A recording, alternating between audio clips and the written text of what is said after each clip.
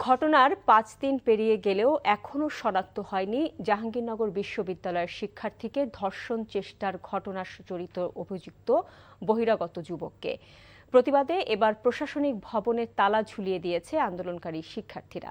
এদিকে উপাচার্যকে ফ্যাসিস্ট আখ্যা দেওয়া এক শিক্ষার্থীকে গ্রেফতার ও তার বিচারের দাবিতে আন্দোলন শুরু করেছে শিক্ষার্থীদের অপর একটি অংশ। ফলে উত্তাল হয়ে উঠেছে ক্যাম্পাস। আরও জানাচ্ছেন জাহিদুর রহমান। রোববার সকালে প্রশাসনিক ভবনের সামনে অবস্থান নিয়ে সেখানে মূল ফটকে তালা ঝুলিয়ে দেন আন্দোলনকারী শিক্ষার্থীরা। এতে অবরুদ্ধ হয়ে পড়েন কার্যালয়ের ভেতরে থাকা কর্মকর্তা কর্মচারীরা।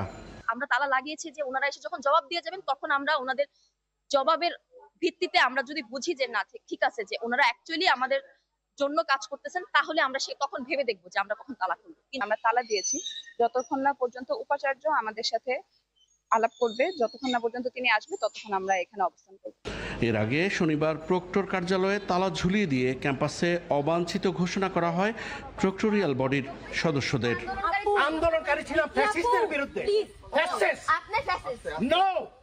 আন্দোলন নিয়ে শিক্ষার্থীদের একাংশের বিভাজনকে স্পষ্টত সামনে নিয়ে এসে এবার উপাচার্য এবং দর্শন বিভাগের অধ্যাপক ডক্টর মোহাম্মদ কামরুল হাসানকে ফ্যাসিস্ট বলার প্রতিবাদে শহীদ মিনারের পাদদেশে মানববন্ধন ও প্রতিবাদ সমাবেশ করেছে শিক্ষার্থীদের আরেকটি অংশ। সেখানেও শিক্ষার্থী ধর্ষণ চেষ্টাকারী বহিরাগত যুবককে দ্রুত গ্রেপ্তার ও সুষ্ঠু বিচার নিশ্চিতের দাবি জানানো হয়।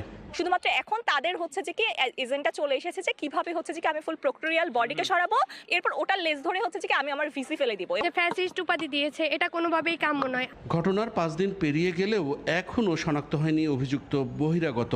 প্রশাসনের পক্ষ থেকে আশুলিয়া থানায় মামলা দায়ের করা হলেও নেই সেই মামলায় কোনো অগ্রগতি।